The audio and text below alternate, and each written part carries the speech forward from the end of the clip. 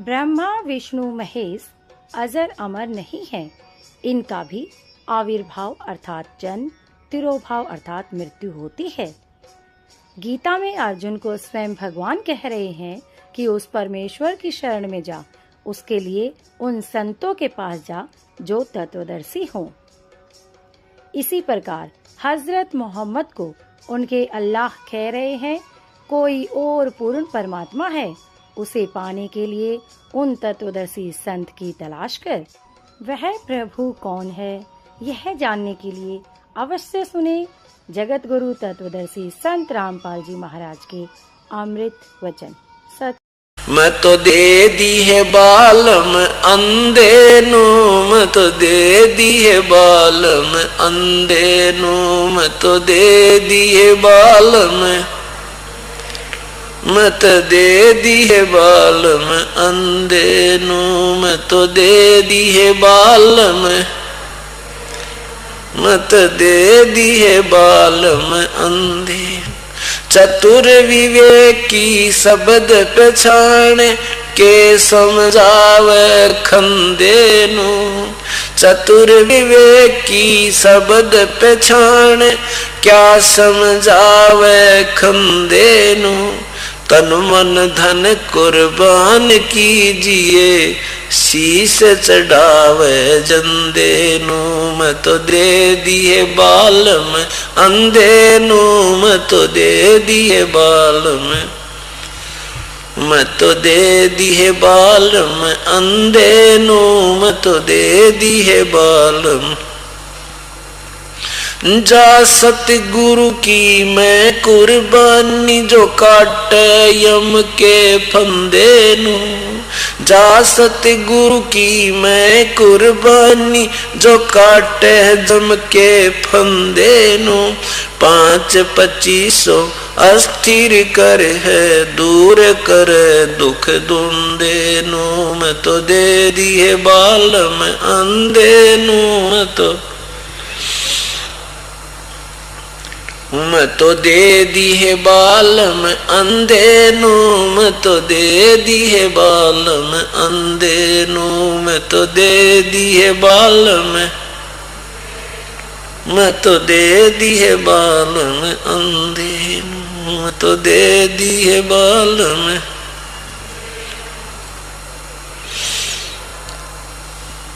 कर परिणाम परम पद पावे पवन चढ़े ब्रह्मरंदे नू, कर परिणाम परम पद पावे पवन चढ़े ब्रह्मरंदे नू।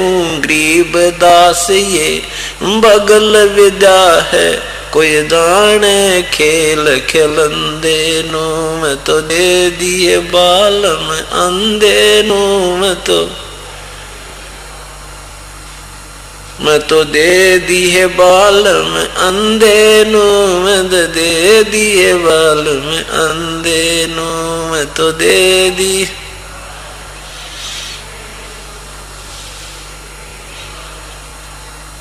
कर परिणाम परम पद पावे पवन चढ़े ब्रह्मरंदे नू, कर परिणाम परम पद पावे पवन चढ़े ब्रह्मरंदे नू। गरीब दास ये बगल विदा है, कोई जाने खेल खिलंदे नू, मैं तो दे दिए बालम अंधे नू। शेष महेश गणेश न ब्रह्मा, नारद सारद ना विश्वकर्मा, सिद्ध 84 ना 33, 9 अवतार नहीं 24, 5 तत्व नाही गुणतीना, नाद बिंद नाही घटसीना। ये चित्रगुप्त ना कीर्तनम बाजी, धर्म राय ना पंडित काजी, धू धू कार अनंत युग बीते, जादन कागज कौ के नचीते। अब ये बात जब बताई कि यहां पर कुछ भी नहीं था, ना ब्रह्मा ना विष्णु ना शिव ना ये पृथ्वी ना पानी ना 5 तत्व ना 3 गुण, तो महाराज कहें कि वे उस समय बताओ तुम कहां थे। तो बोले जी फिर आप कहां थे। धर्मदास बोला जा दिन थे हम तख्त खवासा, जा दिन थे हम तख्त खवासा, तन के पाजी सेवक दासा, सांख योगन पर लो परवाना। यहां पर शंखों योग से प्रलय थी और सतपुरुष के हम संग रहाना। हम तो भाई सतपुरुष के पास रहते थे। दास गरीब कबीर का चेहरा, सतलोक मरा मरापुर डेरा। अमरपुर वो लोक, वो स्थान जो नष्ट नहीं होता, उसको अमर लोक कहते हैं, उसको अमरपुर कहते हैं, वो सतलोक कहलाता है।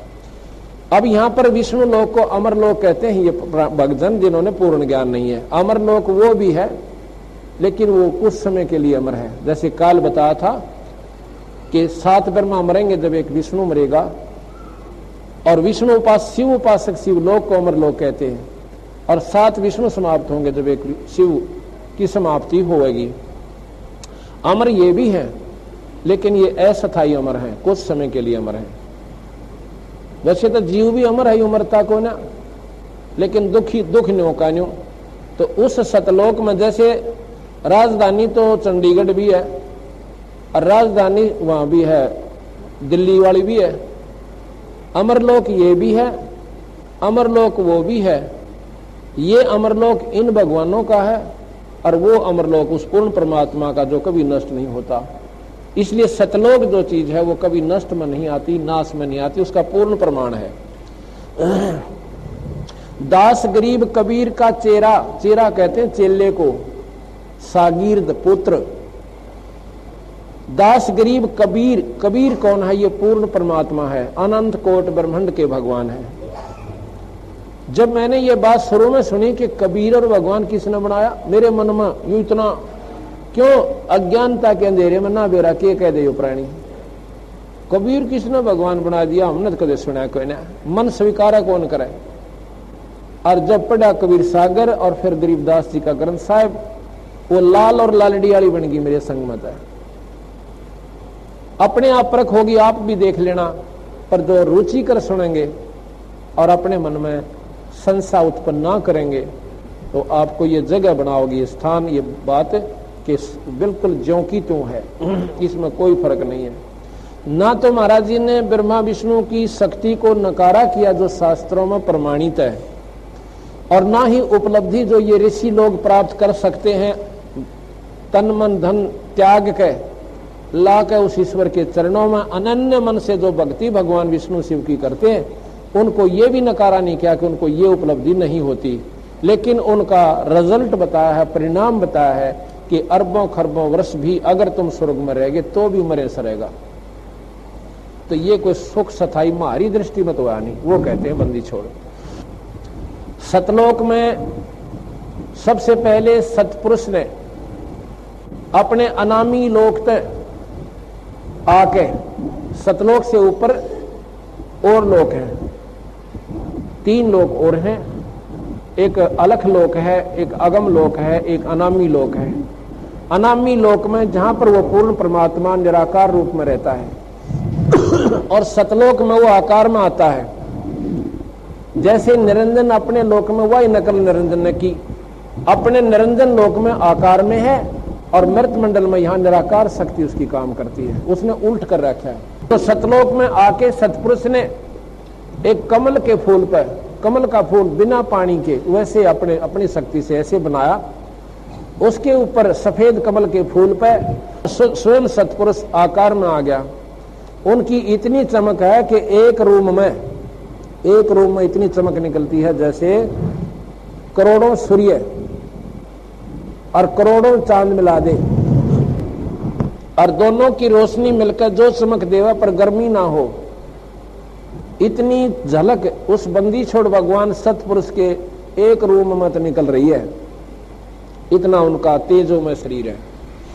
तो सतपुरुष ने अपने कहते हैं 17 शब्द उच्चारण किए, वहां सतलोक की सृष्टि रची। एक तो जैसे पूरा 10 किले हों और फिर उसमें कंस्ट्रक्शन करनी न्यारी होती है, वो रचना की। एक शब्द से उन्होंने वहां के उस सतलोक के सब द्वीप रच दिए। एक द्वीप की इतना क्षेत्र है कि ये सारे ब्रह्मांड और उस एक द्वीप के कोण में रखे जा सकते हैं, इतना बड़ा विस्तार एक द्वीप का है। तो सबसे पहले बंदी छोड़ने एक शब्द से वहां के सभी द्वीप रच दिए। और फिर 16 शब्द उच्चारण किए। शब्द से सृष्टि होती है सतलोक में, ये मैथुन सृष्टि नहीं है। पहले शब्द से दीप लोक आदि रच दिए, दूसरे शब्द से फिर 16 शब्दों से 16 पुत्र वहां जिन्होंने वहां पर कंट्रोल करना है उस सारी सृष्टि के सतलोक की को, वो बनाए।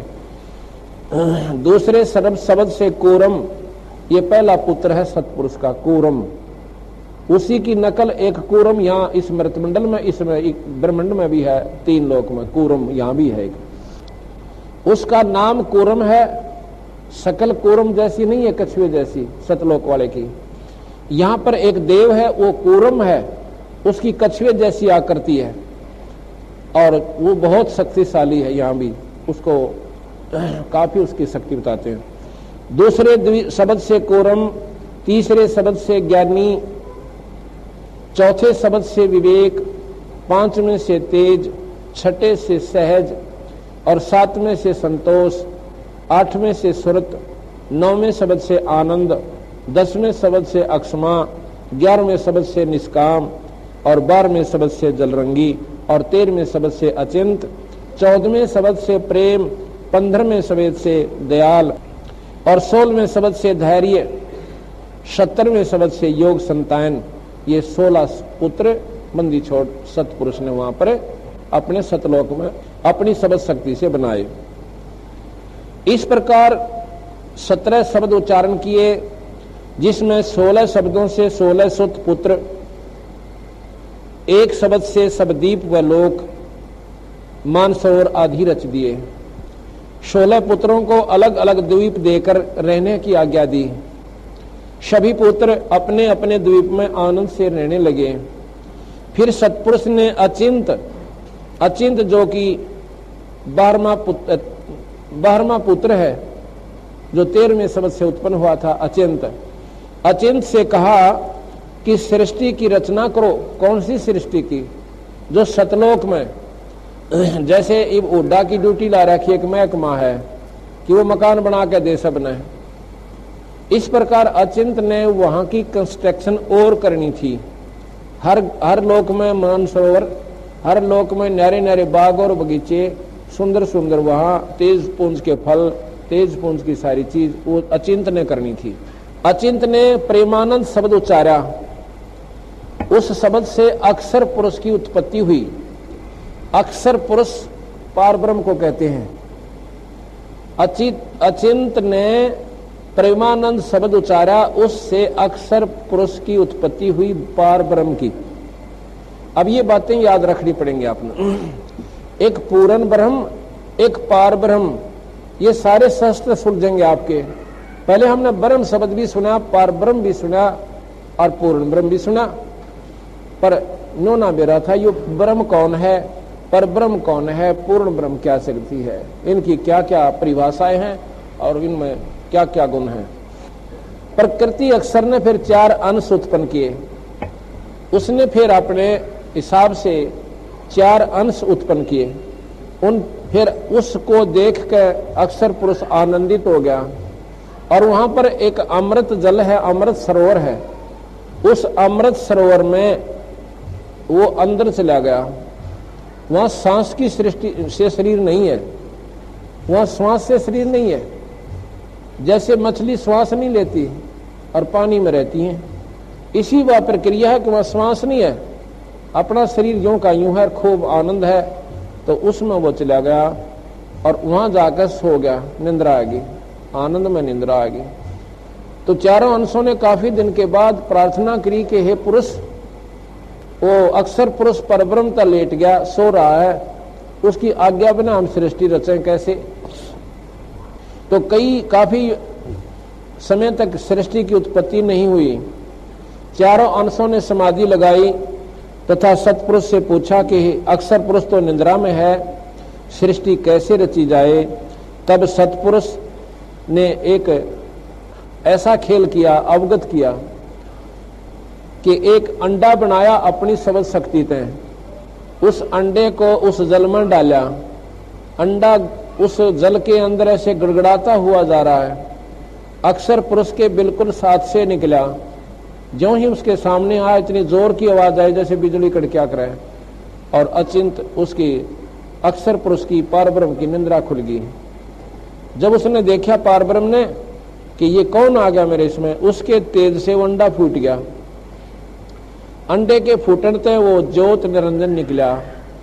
अब ये 17वां पुत्र है उस ज्योत सतपुरुष का जो अंडे से पैदा हुआ है, तो उसी का, क्योंकि उसने सतपुरुष ने अपनी सबद शक्ति से अंडा बनाया, अंडा उसके प्रभाव से फूट गया, उसमें ज्योत निरंजन निकला।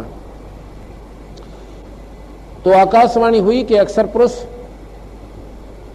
तेने सृष्टि रचनी थी भाई, तो नींद में सो गया, इसलिए ये अंडा हमने भेजना पड़ा, और जो इससे ये व्यक्ति निकला है इस महापुरुष को साथ लेकर तू बाहर आ जा। दोनों बाहर आ गए, इसको कुछ मत कहना, क्यों नींद में गुस्सा हो रहा था उसने। और तुम दोनों अपने एक द्वीप में रहो अचिंत के पास। अब देखो ये मन कितना खतरनाक है। सभी पुत्रों को न्यारा न्यारा द्वीप मिल गया, अचिंत को भी एक द्वीप मिला हुआ, उसी में अक्षर पुरुष अचिंत यानी परब्रह्म, अचिंत और परब्रह्म अक्षर पुरुष, और उसी में निरंजन को कह दिया कि तुम भी इसी लोक में रहे। अब काफी दिन तक वो एक ही लोक में रहे। निरंजन ने सोचा कि एक द्वीप में हम तो 3 जने हैं और बाकी एक एक आनंद मारे, मैं तो अपना न्यारा राज लूंगा, इस एक में मैं नहीं रहता। इस मन का वही स्वभाव यहां पर उत्पन्न है। एक भाई के पास 10 गज जगह फालतू होगी तो दूसरा लठ ठा लेगा, अब बुराना के कुक्रम तार करे, इसने न्यारे क्यों दे दिया, हम तो 3 हिस्से करांगे 10 गज के भी, जब मानना है। तो जी क्या हुआ, निरंजन ने लिखा है कबीर साहब ने कि 70 युग तक एक टांग पर खड़ा होकर तपस्या करी। सतपुरुष ने सहज दास को भेजा, जो बेटा है उनका, जो 5वें नंबर का। तो सहजदास जाओ और निरंजन से पूछो वो क्या चाहता है। सहजदास गया, कहने लगा भाई के चावस है, पिताजी पूछे। कहता भैया नौकरो ये लोक मेरे लिए थोड़ा है, एकला आदमी, पर यो मन का स्वभाव इतना गंदा है, जितनी लंबी कोठी होगी 1.5 आदमी रहेगा उसमें। क्यों 1.5 क्यों कर, घर में 3 प्राणी हो, एक पत्नी एक पति एक लड़का, लड़का स्कूल में चला जा और खुद वो मन माने भट्ठा पर लौटा सारी रात सारा दिन लू का माँ जो कोठी बना रखी गुणियों बड़ी लुआ में आप भट्ठे पर रहना पड़े, 4 भट्ठे हो संभालने भी पड़े। और घर में वह एक पत्नी रह बेचारी, अद्धो फारे पाछो लड़का स्कूल में था, 1.5 आदमी इतनी लंबी कोठी बनाकर राजी हो से। वो मन है ये सारे ये काम करवाए, भगवान की भक्ति में नहीं लगन देता इस जीवन में। तो इतना जब इतना बड़ा था उसमें 3 रहने में क्या दिक्कत थी, एकला निरंजन रहना था। पर यो मन निरंजन है, इसने हमारे अंदर वही प्रक्रिया पैदा कर रखी जो इसका स्वभाव था, हर जीव में वही भर दिया। तो वो निरंजन ने कहा भी मैं तो अपने न्यारे लोक लूंगा और मेरी मांग परमात्मा सतपुरुष ने प्रार्थना करके पूरी करवा, भाई तेरा भलाओ है।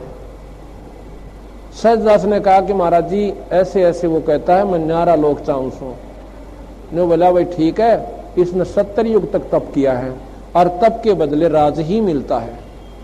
ये बातें याद रखना आप जो मैं बता रहा हूं कि तप से राज मिलता है। उसने 70 युग तप किया तो 21 ब्रह्मांड सतपुरुष ने दे दिए, ले इनमें कूद ले कड़ेता ही जाओगा तुम। 21 ब्रह्मांड, ये एक ब्रह्मांड में हम बैठे जिसमें ब्रह्मा विष्णु महेश आदि का राज है। ज्योत निरंजन का 21 ब्रह्मांड पर राज है जिसको ब्रह्म कहते हैं। और पहले यहां नहीं थे, हम सतलोक में थे। अब सुनना इसको ध्यानते हैं, ये सारे शास्त्र जो उलझे पड़े हैं ना, शिव पुराण कुछ कहे, विष्णु पुराण कुछ कहे, ब्रह्म पुराण कुछ कहे, माता पुराण कुछ कहे, अब इससे वो सारे सीधे हो जाएंगे, बिल्कुल एक लाइन पा जाओगे। और आप भी पढ़ कर देखना दोबारा इनको, अपना हंसी आएगी कि लिखने वाले ने शुरू में गलती कर दी। क्यों कर दी कि उसने आगे का बेरा नहीं था, आगे सारी ठीक लिख दी, शुरुआत गलत कर दी। विष्णु पुराण लिखा जब विष्णु जी को परमात्मा लिख दिया क्यों? विष्णु उपासक इसने पढ़ेंगे वो राजी हुए रहेंगे। शिव पुराण लिखने लगा, शिव पुराण पर कलम तोड़ दी। शिव जी सारी सृष्टि का मालिक, यही रचने वाला, यही ब्रह्मा विष्णु महेश का पैदा करने वाला। तो शिव उपासक उसने पढ़े, वो छाती टूटे, हुआ भाई शिव जी सब तो बड़ा। अब तीनों या तो एक ही बड़ा हो सके और लिखने वाला एक लेखक, तो अब आपको सारा बेरा पटेगा कि यह सच्ची कहानी इस प्रकार थी, सच बात है। तो फिर क्या हुआ, उसको 21 ब्रह्मांड वहां दे दिए अचिंत के लोक में। ये 21 ब्रह्मांड भी अचिंत के एक द्वीप में ऐसे रखे थे जैसे इस सारी धर्मशाला में और एक मेज धरी हो कोण में। इतना विस्तार है उस एक लोक का, वहां पे एक द्वीप का। इसके मन में फिर को वो उठी थोड़े दिन में कि इन लोगों का क्या करूंगा इसमें, कि मैं न्यारा कितना कुछ बनाऊं, कितना पानी बनाऊं, कितना तालाब हो, कितना पहाड़ हो, कितना बगीचे लगे हों, बड़ा घूम फिर काऊं। इसने फेर को वो उठी 70 युग तब फेर किया। तो चिंत सहजदास से फिर पूछा कि भाई वो फेर उसने बहुत घनी साधना करी है, की चाव है पूछिए। वो गया, कहने लगा भाई पिताजी पूछे हैं, इब आपने क्या की आवश्यकता पड़गी, आपने थोड़ी सी जगह मांगी थी, कितनी दे दी? नो बोला भाई नो नहीं सर, इन कामों क्या करूंगा, मुझे तो न्यारा वो चाहिए, मैं अपने ढंग तो घूमे फिरूं। इन कामों ये तो खाली खोखे हैं, जैसे किले दे दिए, 2 किला दे दिया जमीन, इसमें बनाऊंगा मैं अपने न्यारे न्यारे। कितना तो डाइनिंग रूम बनाऊंगा, कितना किचन बनाऊंगा और कितना फलाना बनाऊंगा। मन वो ईंट रोडे और दो, ईंटा के भी तो दे, यानी वो इसमें सृष्टि जो रचनी है मैंने वो सामग्री दो। सहजदास ने सतपुरुष से कहा कि निरंजन ने और न्यो मांगा जी, न्यो कहे मैं इसमें अपनी न्यारी कंस्ट्रक्शन अपने हिसाब से करूंगा, मुझे वो वस्तु दो जिसने या बनाई जा। तो सहजदास से कहा कि उसको कह दो अपने बड़े भाई कूर्म के पास जावे और विनय पूर्वक प्रार्थना पूर्वक हाथ जोड़कर पांव पकड़े, पहले उसके चरण छुए। ये नियम है बड़े छोटे का बड़े की तरफ ही भाव ऐसा होना चाहिए। और फिर वहां बैठे उससे प्रेम पूर्वक बात करे, जब वो प्रसन्न होया दिखे ना तेरे ऊपर, जब उससे प्रार्थना करे कि मुझे वह सृष्टि रत्न की सामग्री दो, क्योंकि वो सामग्री उसके पास दे रखी है मैंने। निरंजन बोला ठीक से, चल पड़ता है कूर्म के पास। क्या अब उसके मन में न्योआगी कि मैं भी उन का पुत्र और ये भी उसी के पुत्र, मैं क्यों हाथ जोड़ू इसके आगे। इतना मतलब मन में उसके खरपतवार पैदा होगी। तप से अहंकार गेल उत्पन्न होता है। ये तप एक ऐसी बीमारी है, इसमें अहंकार अभिमान जरूर उत्पन्न होगा। रावण ने तप करके भगवान शिव का और सोने की लंका ले ली, अभिमान उससे 100 गुना बढ़ गया और उस अभिमान वश कुत्ते की मौत मरे आखिर में। तो ये तप करने से उसमें अभिमान हो गया। अब मनो इतनी साधना करी न कुछ भी ना कर रखा, जाके कहता है कि कूर्म अकाजा भैया ठीक है, अब ठीक हूं, आपके पास वो सृष्टि रचने की सामग्री है वो मुझे दे दे। कहने लगा भाई तेरे को किसने बताई? कि पिताजिया ने। वैसे थोड़ा मैंने तप किया है, जब मिली है मुझे। अच्छा बहुत अच्छा किया, पर भाई एक बात सुन ले, साहब ने मुझे कह रखा है सतपुरुष ने कि मेरे से पूछे बिना देना ना किसी ने। और मैं महाराज से एक बात कर लेता हूं, भाई बैठ जा, मैं जरूर देऊंगा, नाटता नहीं तुझे।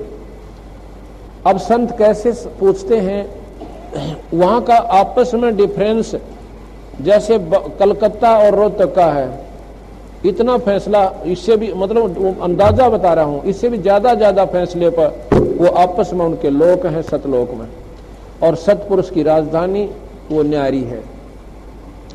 तो कहने लगा मैं महाराज जी से टेलीफोन कर लेता हूं, जैसे यहां टेलीफोन करते हैं और वो अब समाधि लगाकर टेलीफोन करते हैं, संत से जोड़ते हैं अपनी सुरत को परमात्मा से। संत कहने लगा मैं बैठ जा, मैं अभी महाराज जी से पूछ लेता हूं, अपनी सुरत के माध्यम से वहां जाता हूं और साहिब के चरणों में अर्ज करूंगा और तेरी सामग्री तुझे मिल जाएगी।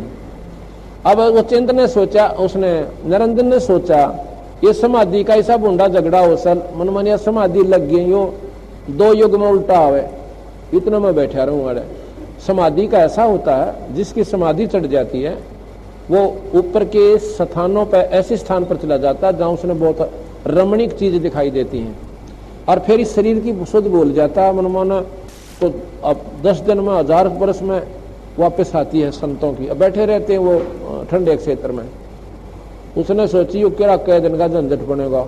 उसने तो ऐसे समाधि लाई अपना अभ्यास से 1 सेकंड में जाना था। उसने तो अभ्यास है उनका, और वो ऐसा शरीर जिसमें कोई विक्षेप को ना, इसमें 36 को बार बढ़े करा मुश्किल तो समाधि लागन पावे। उसने सोची करा कई दिन में वापिस आओगा। उन्होंने तो आंखें बंद करने दे, और अचिंत ने ऐसे पकड़ के उसका मुकुट ने बोला मेरी बात सुन और मुझे दे सामग्री। ऐसे झटका दिया, उसमें से कहते हैं ये सामग्री निकली जैसे 5 तत्व अपने आप उसमें तो निकल कर नारे नारे होकर कितना चांद कितना सूरज कितना तारे ऐसे ऐसे फैल गए, ये सब हो गए।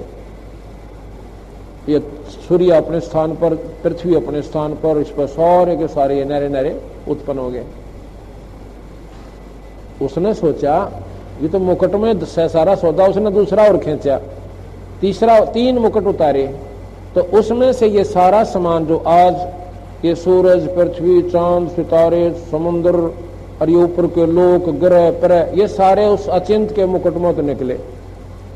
अब यहाँ पर अनजान आदमी जो आज के ज्यादा विद्वान साइंस को ज्यादा महत्व देते हैं, वो लोग नो सोचेंगे निरे को पौड़ फेल रखे, ऐसा क्या मुकुट हो गया, ये बनावटी बातें हैं कि उसमें ये पहाड़ और पृथ्वी चांद और सूरज कैसे आ गए। तो कबीर साहब साथ की साथ गरीबदास जी इसका प्रमाण देते हैं कि जैसे बड़का वृक्ष देखा आपने, वट वृक्ष, वो सारे रोहतक में का फैल सकता है अगर उसको आगे बढ़ने का स्थान मिल जाए। तो एक वट वृक्ष सारे रोहतक में का घूम सकर आगे भी जा सकता है। और वो उसका बीज क्या है, एक उसका फल होता है बेर जितना, और उस फल के अंदर बीज होते हैं। और कोई नो कहे कि इस इतने फल में 1000 बड़ हैं, 1000 वट हैं। कौन से वट? जो ये फैल रहा 2 किले में का, ऐसे ऐसे इस वट के बीज फल में 1000 ये वट वृक्ष है। तो जिसने इस प्रोसीजर का नहीं बेरा, जिसने इस विधि का नहीं मालूम कि बीज से वृक्ष बना है, और तो वो एकदम सटराई करेगा दिमाग, अगर इसी झूठ बोला करो जो दत जावे, ये बड़ और इसमें 1000 क्यों करावे बूझ, यानी उसको ऐसा मूर्ख समझेगा, और उसने ज्ञान नहीं है। इसी प्रकार जो अपनी बुद्धि से विचार करते हैं, तो ये बीज रूप में थी सारी सृष्टि, और इनका बीज ऐसा था कि उस मुकुट के एक कोने में लगे हुए थे, वजन भी नहीं था। और जब मुकुट से बाहर आते हैं तो वो प्रोसीजर आप पर फैल गया। ये बाहर के वातावरण से ये ऐसे ढंग से उनका नियम था ऐसे बन जाना। जैसे दिवाली के ऊपर बच्चे एक टिकिया होती है इतनी छोटी सी, बिल्कुल छोटी सी, टॉफी का भी 5वां हिस्सा चकोर सी, और उसका एक तिल्ली लगाते हैं, और उस तिल्ली वो इतनी टिकिया में तो नो घूम कर इतना ऊंचा सांप बन जा। वह टिकिया था किस ढंग की, और वो सर्प नो घूम कर इतना लुकड़ गया, नो दूर तक घूम गया। इसी प्रकार इस पृथ्वी इस सृष्टि की रचना और ये मूल रूप में ऐसे सतपुरुष के पास कूर्म को दी हुई वहां पर रहते थे। अब आगे चलिए। अब इसने देखकर बड़ा राजी होया, निरंजन बड़ा प्रसन्न हो गया, कह देता पृथ्वी लोक पावे, यहां से कूदे पाताल लोक में जावे, फिर स्वर्ग लोक में, फिर और नारे नारे और घने दीप बने हुए थे, वहां पहुंचा, उनमें खूब घूमे। अब एक बार जाके देखो पिकनिक स्थलों पे पहाड़ में, मन चाह है कि वो देखूं कि सुंदर दिखे, उड़े तई गोडे टूटने चढ़ा, इतना फलानी देखूंगा उड़ा बड़े झरने बहुत सवाई, झरना तक पहुंचा इतने गोडे टूटने, फिर दूसरे बड़ा झील बहुत बढ़िया बतावे, फदड़ फदड़ झील तई जावे, भाई झील देख लिया, उड़ा चिड़ियाघर बन रहा से, वो सारा देख का आखिर में थक का घर चाल करने चाल। इस प्रकार ये सारा घूम के अपने फेर लोक में आ गया। फिर विचार करे कि इस खाली का बनेगा कि इसमें मेरे जैसे और भी कि मैं हो न देखे, देख जाकर राजी रहो, प्रसन्न रहो, और भी प्राणी हो तो घना बढ़िया काम हो जाए। किसी ने उस लोक में छोड़ दूंगा, किसी ने उस लोक में फिर उन्हें मिलन फेटन जाया करूंगा, आनंद सा आया रहेगा। ऐसा सोचकर 64 युग फिर तप करता है। अब सतपुरुष ने सोचा यू तनाड़ी बालक से हैं, ये और भाई अपने बैठे भक्ति करें, लौला रे मालिक में ना कोई चिंता ना फिक्र, पर इसने तो ना तो यहाँ रहना और ना इस भक्ति में इसका मन लग रहा। सतलोक में जो रहना होता वहां प्राणी की आप पर लौला गिरा भगवान में, अटया नहीं जानता। तो उसने सोचा कि अब इसका पक्का इलाज करता हूं, यो नहीं माने। जैसे बच्चा स्कूल में जाता है, फिर कॉलेज में हो गया, स्कूल में जब लाई मैं तो साइकिल लूंगा, साइकिल लूं, और घर वाले ने सोचा कि टांग तलुआ होगा पागल, बचपन तक जद्दी स्वभाव है कादे बच्चे का, साइकिल दूंगा ना कतई नहीं जाऊं, यो गिरा थारा यो थैला यहीं पर।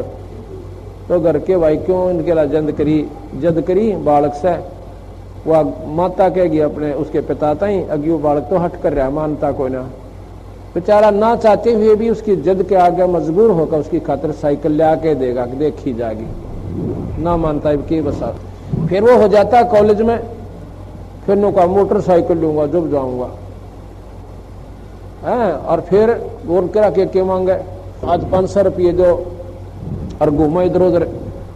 तो माता पिता ने पता लग जाए कि वो बच्चा पढ़ने के लक्षण को ना सियाना हो गया, इसको ब्याह कर दें, इसको धंधे में जोड़ दें ताकि वो अपना काम करे, ना यहाँ तो नुकसान कर रहा है। तो उससे क्या कहेंगे कि भाई देख तेरा पढ़ने मत मन से को नहीं, और क्यों खाम का पैसे बर्बाद करता है, बेटा तो अपना कोई धंधा देख ले। वो भी राजी था कि माता पिता एक वे पांडा छोटा पढ़ने, वो पढ़ने का था को नहीं, बोला ठीक से देख लूंगा। फिर भाई तेरा ब्याह करना पड़ेगा, अब तो रोटी पाउन में बालक हो जा, हम कत्ती पवाएंगे, उन्हें बड़ो बढ़ा कर उसका ठह काटे रोग, उसकी शादी कर दी जाती है। अब शादी होए पाछा वो अपने नून मिर्च तेल में सारी उम्र बीत जाएगी, उसने सांस नहीं आवे, माँ बाप का पांडा छूटे। ये नियम वहां से चला था निरंजन से, क्योंकि इस निरंजन ने वहां पर इतना दुखी कर लिया उस सतपुरुष को, आखिर में इसका ऐसा इलाज करना पड़ा। लेकिन उसने ऐसा नहीं किया जैसा कि इसने किया। उन्होंने ये कहा कि इसको इतने जीव दे दूंगा कि उनके ऊपर यू खेल लेगा खिलौना था। कैसे दूंगा? अपनी सबद शक्ति से एक लड़की बनाई, तेजपुंज की लड़की, उसका कोई ऐसा अंग नहीं था जो सृष्टि कर्म का होता है। वो लड़की बनाकर उसको कहा बेटी तेरे पास एक सबद शक्ति है, और इस तरह वो निरंजन जितने जीव कहते तो एक बार मत कर दिया बेटी, यू राज्य वहरागा बौड़ी बूचुन गेला खेल लेगा। जैसे भी जीव कहे, पर तेजपुंज के होंगे वह, उनका यू गंदा शरीर नहीं होगा जिसमें कष्ट आदि नहीं होंगे, पर वो अस्थायी होगा, 1000-2000 वर्ष पाछे वो खत्म हो जाया करेगा, और फिर तेरा हाथ जोड़ेगा तो एक बार फिर सब तक मौत काट दिए वो फिर और बन जाएंगे। वह लड़की भी खुश होकर कहती ठीक है पिताजी, आपका जो हुक्म, आप मेरे पिताजी जहां कहोगे वहीं जाऊंगी। सहजदास से कहा कि बेटा इस लड़की ने और निरंजन के पास छोड़कर और कह देना कि इसके पास ये सृष्टि रचने की सामग्री है। तो 64 युग जब तप किया, उसने कहा कि मुझे जीव दे दो ताकि मैं यहाँ पर इनके साथ अपना मन बहला लूं। तो इसलिए कहा कि निरंजन ये लड़की है भाई, इस बहन के पास ये सारे के सारे आप जितने जीव कहोगे ये बना देगी, और एक बार मुंह तो काटेगी जबान, और जितने तुम जीव कहेगा उतने हो जाएंगे, और जो के तुम जवान होंगे, लड़के भी और लड़की भी जवान होंगे, और जो भी तुम कहेगा पशु पक्षी वो बिल्कुल पूरे जोड़े होंगे। बोला बड़ी ठीक से, बड़ा खुश हुआ, बहुत अच्छी बात है। अब उस लड़की को वहां छोड़ करके सहजदास अपने लोक में चला जाता है। अब यहां से बीमारी शुरू होती है सारी। ये कहानी समझने जोगी है। उस निरंजन के मन में उस युवा लड़की को देखकर नीचता आ गई। इतना खोट हो गया कि लड़की भी समझ गई कि नजरों से पता लग जाता है बाईवान की नजर न्यारी हो से और नीच आत्मा दूसरे ढंग से देखा है। तो उस लड़की ने उसी समय बाप लिया कि यो नीचता पा चुका है। वह भी उस बाप की बेटी थी। जब उसने नीचता के लिए उतारो हुआ मुंह खोला निरंजन ने, लड़की ने सूक्ष्म रूप बना जो ना दिखा है, और उसके मुंह में चली गई, पेट में पहुंच गई। बाहर भाग्य ने छोड़ा को नहीं, क्योंकि उसकी शक्ति 1000 भुजा की, वो 8 भुजा की। और इस काल में यहां भी वही सृष्टि रच रखी है, औरत को अबला बना दिया तो भी होगी, क्योंकि इसने ऐसा जुल्म कर रखा हमारे साथ। अब पता चलेगा आपने इसकी सारी कहानी का। तो उसने सोचा वो औरतें की बाजे ने जान नहीं दे, उसने अपने उसके पेट में शरण ले ली और वहां से रोने लगी, पिताजी इस निरंजन नीच ने मेरे लिए सलूक कर दिया। सहजदास को फिर बुला, भाई नो करे, उसने जुल्म पाड़ दिया, हद तक आगे पहुंच गया भी हो। इस लोक में जो ऐसा जुल्म ऐसी बदनीत भी करता है वो प्राणी यहां नहीं रह सकता। और भाई देखो, और जो प्राणी उस माई गेला आए थे वो सूक्ष्म रूप में उसके शब्द से उसके अंदर प्रवेश कर दिया मालिक ने। तो हम सबसे निरंजन ने बढ़ो लिया बुला के, अब भाई कोई कष्ट नहीं होने दो, सत का राज करूंगा, भाई करियो अपना नेक नीति तो उड़ा धंधा, भाई जिसे करोगे उसा भरना भी पड़ेगा है। तो हमने सारा नाथ उठा लिया, हम चलेंगे घूम आवांगे थोड़े दिन। सतपुरुष ने एक राहत दी थी कि तुम सारनाम को मत भूलना, इस सारनाम को याद रखना, जब तुम चाहोगे मैं आप ले आऊंगा। ये तुमने दुखी भी करे मान ले, क्यों इसकी मन बेरा है, नीचता से इसमें थोड़ी सी आपको तंग करे दुखी करे, इस सारनाम से मुझे पुकार लेना, जब इससे मंडे रहना, इसको बोलना नहीं कतई भी, और भूल जाओगे तो मैं फिर प्रबंध करूंगा, किसी संत को भेजकर तुम्हें याद दिलाऊंगा। जब तुम जमा तंग हो लोगे, जब याद करोगे तुम्हें मालूम है। तो नाब जी हम दिला बोलना है कोई नहीं ने, दोनों हाथों में लाडू, साथ सतना सारनाम ने बोलना नहीं, जब चाहेंगे आ जाएंगे। तो जी ठीक है भाई जाओ। तो क्या हुआ, तो सतपुरुष ने फिर सहजदास को भेजा कि भाई न्यू कर, उस निरंजन को 21 ब्रह्मंड समेत यहां से निकाल दे। अब ये सतलोक में नहीं रहेगा, इसने ऐसा जुल्म कर दिया, और इसकी परिणाम स्वरूप इसको ये दंड लग गया, ये शराप लग गया, ये कोड लग गया। 1 लाख प्राणी ये रोज खाया करेगा, 1 लाख सूक्ष्म जीव रोज खाएगा और 1.25 लाख उत्पन्न करेगा, और यहां से 21 ब्रह्मंड समेत इसको बाहर निकाल दे। आज के बाद निरंजन मेरे दर्शन नहीं करेगा, इसका नाम काल होगा, काल जो खाता है सबको। सहजदास आया, उस लड़की को उसको पेट से निकाला, शब्द से उसका पेट पाट दिया, जैसे ऑपरेशन कर देते हैं। लड़की बाहर आई और सहजदास के पीछे खड़ी होगी, इतनी डर गई, कहने लगा कि निरंजन ने सहजदास को भी मतलब अपनी शक्ति तो दबाना चाह, कि नीच कर्म करने वाला प्राणी अकेला ही चाह करे कि दूसरा ना आ जा तो उसने गड़े। तो उसने सहजदास को अपनी शक्ति से दबाना चाह, सहजदास में पुरुष की शक्ति थी, निरंजन की नहीं बसाई। फिर खड़ा हो गया, नौका ने सब तब्द हो गया खंबे की तरियां, और ने बोला भाग्य की सुन ले, सतपुरुष ने तुझा तेरे को सतलोक से निकाल दिया, और यहां से 21 ब्रह्मंड समेत, और यह लड़की रही, और ले जा इसको यहां से, ये दे चुका बंदी छोड़ा आपको, अब इसको वापस नहीं लेता, और जाओ यहां से निकल जा। तो 21 ब्रह्मंड समेत, और उस लड़की को भी कह दिया था कि तू जब चाहे सारनाम से वापस आ जाना। अब यहां क्या किया, वो लड़की कौन है, ये 8 भुजा वाली, ये आदि माया अष्टंगी, इसके समेत 21 ब्रह्मंड समेत ये निरंजन आगे आ गया। आगे रास्ते में सहजदास का लोक फेर पड़े, जो वहां से चला था ये, तो वहां आकर हाथ जोड़ा, सहजदास भाई मना तू यहाँ रख ले, मेरे गलती होगी, मैं माफी मांगू सर, और मैंने वहां विषय लोक में ना भेजो। सहजदास बोला मैं महाराज जी से पूछ लूँ, अपना पीछा छुटवाओ था, नाटूंगा तो फिर लड़ेगा, मैं महाराज जी से पूछ लेता हूँ, कहेंगे तो रोक लूंगा, तेरी अर्ज कर दूंगा, हाथ जोड़ूंगा तेरी तरफ से। उसने सतपुरुष से फिर अर्ज करी, महाराज जी वो निरंजन फिर मेरे से प्रार्थना कर रहा है, मैंने राख लो यहाँ पे। सतपुरुष ने बोले खबरदार जो यहाँ रखा है, विषय लोक जाति नु बाचा, मन कर्म वचन से कहता हूँ सहजदास, वो ये प्राणी यहाँ नहीं रह सकता, और जल्दी निकाल यहाँ से। तो वहां से फिर ये 21 ब्रह्मंड को लेकर शतलोक से 16 शंख कोश की दूरी पर हमें यहां ले आया। नील पदम शंख 16 शंख कोश, कबीर साहब ने, गरीबदास जी ने ये डायमेंशन भी दे दी, ये पैमाना भी बता दिया कि इस 21वें ब्रह्मंड का ये आखिरी लोक है जिसमें हम रहते, ये आखिरी ब्रह्मंड है, और इसका आखिरी लोक है पाताल लोक। पाताल लोक से और सतलोक 16 शंख कोश की दूरी पर है, 16 शंख कोश। नील पद्म शंख। तो यहां आ गया ये। अब इसने सोचा पिताजी हम जो करना था कर लिया, तो अपनी मनमानी करूंगा। अब उस लड़की की तरफ उसने फिर दोबारा बदनीत करी, उसने फिर प्रार्थना करी, नरेंद्र तू मान जा, घना दुख पावेगा, तेरी वाह ब्रान माटी होगी, तेने संगवाई नहीं जागी, इतनी ढंग की सृष्टि होगी। ने बोला तू अपना काम करे। जबरदस्ती शादी करके 3 बच्चे उत्पन्न किए। बड़े का नाम ब्रह्मा, दूसरे का विष्णु और तीसरे का शिव हुआ। शेरा वाली इन तीनों की माता है। और शक्ति पुराण पढ़ के देखो, इसमें साफ लिख रखा है,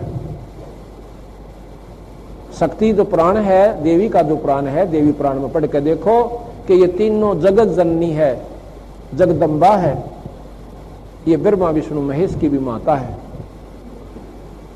लेकिन पिता का बेरा इसमें भी कोई ना, वो बंदी छोड़ना बताया।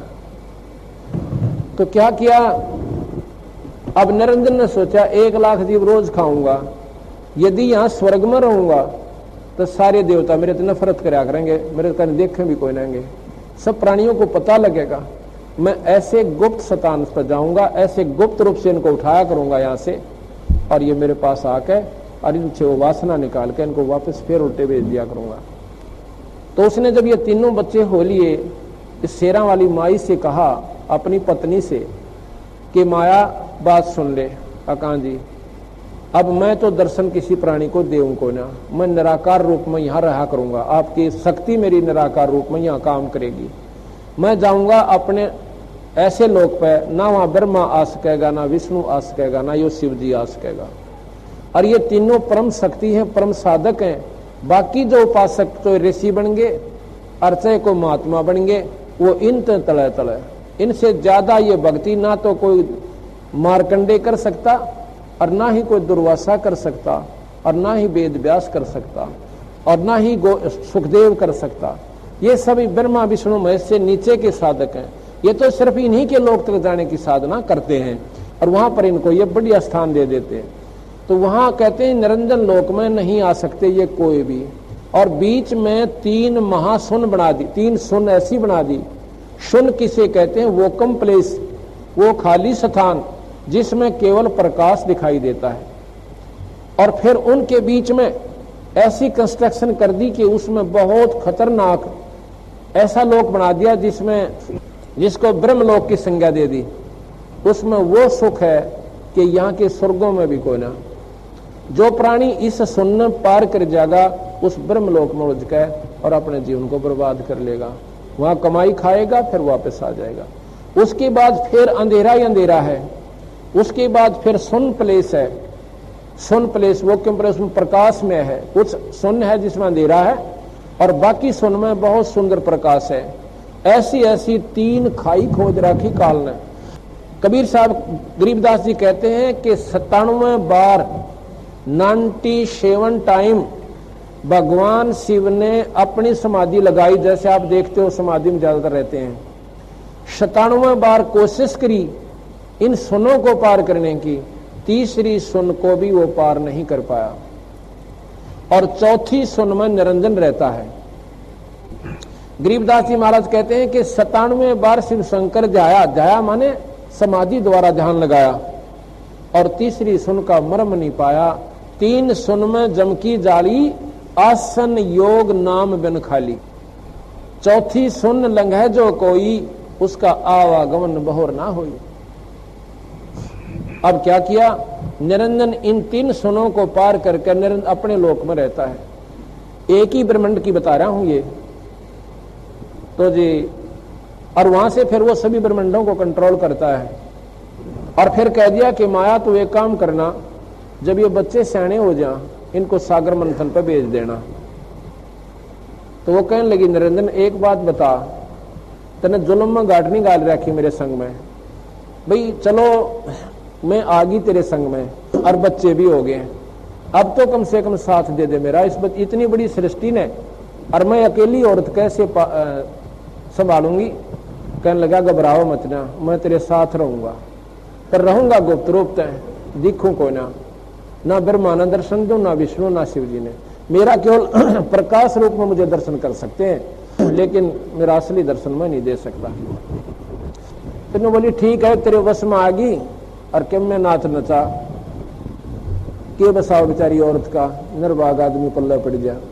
तो वह वहां से अंतर ध्यान हो गया और अपने लोक में चला जाता है, निरंजन लोक में। उधर से बच्चे सियाने हुए, अपनी मां ने पूछने लगे, मां हमारा पिताजी कौन है? कहने लगी, बेटा थारा कोई पिता कोई ना, मैं थारा पिता और मैं तुम्हारी मां।